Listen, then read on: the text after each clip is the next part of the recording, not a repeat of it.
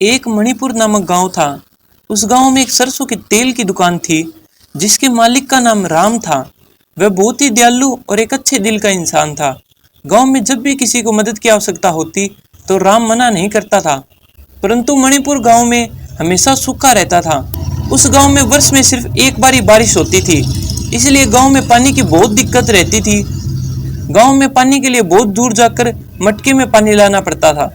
एक बार की बात है, गर्मी का मौसम था। राम अपनी दुकान पर बैठा था। एक बुढ़िया औरत राम की दुकान पर आई और उसने राम से कहा, बेटा कृपया कुछ पानी मिलेगा। राम के पास एक मटका था, जिसमें बहुत मुश्किल से राम ने पानी भरा था। राम ने सोचा कि मैंने बहुत मुश्किल से पानी का मटका भरा है, अब अगर यह मटका खाली हो गया तो मुझे फिर से तालाब पर जाकर मटका भरना होगा। परंतु राम बहुत दयालु था। उसने उस बुढ़िया औरत को पानी दिया। बुढ़िया औरत ने पानी पिया। फिर उस बुढ़िया औरत ने कहा, बेटा कुछ और पानी मिलेगा। राम मटके से पानी दे उससे पहले ही उसने पूरा मटका उठाकर सारा पानी पी लिया। राम यह देखकर हैरान हो गया। उस बुढ़िया औरत ने राम को कहा, धन्यवाद बेटा, तुमने मेरी आज प्यास बुझाई है। किसी की प्यास बुझाना यह बड़े पुण्य का काम है, इसलिए भगवान तुम्हारा भला करे। ऐसा कहकर बुढ़िया वहां से चली गई। थोड़ी समय बाद उस गांव के सरपंच विक्रम दास राम की दुकान पर आए। उन्होंने राम से कहा कि मुझे 5 लीटर तेल दे दो, क्योंकि आज मेरे घर पर मेहमान आने वाले हैं। राम तेल दे रहा था, तभी विक्रम ने कहा, मुझे कुछ पानी मिलेगा।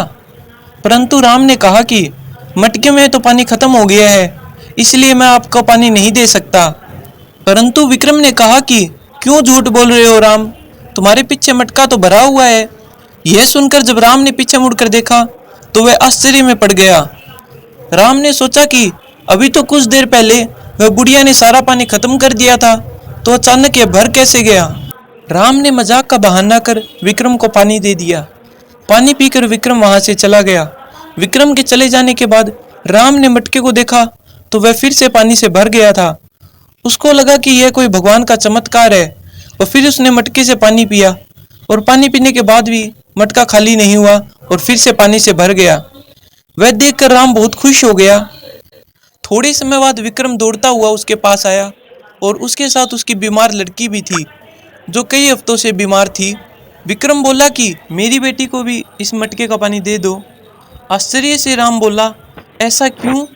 विक्रम ने कहा कि मेरा एक पैर दुर्घटना में टूट गया था, जो दवाई लेने के बाद भी ठीक नहीं हो पा रहा था। परंतु तुम्हारे पानी पीने के बाद मेरा पैर बिल्कुल सही हो गया है। इसलिए राम, तुम मुझे अपने मटके का पानी दे दो, जिससे मैं अपनी बेटी को ठीक कर सकूं। राम ने ठीक ऐसा ही किया। मटके का पानी पीकर विक्रम की बेटी ठीक हो गई। यह देखकर विक्रम बहुत खुश हुआ और जोर जोर से नाचने लगा। पूरे गांव में यह बात फैल गई। राम ने सोचा कि शायद वह बुढ़िया औरत भगवान का रूप थी, और उसी की वजह से यह साधारण मटका जादुई मटके में बदल गया है। राम की दुकान के बाहर लोगों की लंबी लाइन लगने लगी। सब अपनी अपनी बीमारी ठीक करवाने के लिए राम के पास आने लगे। राम उनका इलाज मुफ्त में करता था, क्योंकि राम को लोगों की सेवा करने में आनंद आता था। फिर भी लोग कुछ ना कुछ राम को दे दिया करते थे, जिससे राम कुछ ही दिनों में धनवान हो गया। एक दिन की बात है, एक बुढ़िया औरत राम की दुकान पर आई और उसने राम से कहा, बेटा थोड़ा पानी मिलेगा। राम उनको पानी देता उससे पहले कई सैनिक राम के पास आए और राम को कहा कि जल्द से जल्द हमारे साथ चलो, रानी जी की तबीयत बहुत खराब है, इसके लिए उन्हें तुम्हारे मटके का पानी चाहिए। बुढ़िया औरत ने फिर राम से कहा, बेटा थोड़ा पानी मिलेगा।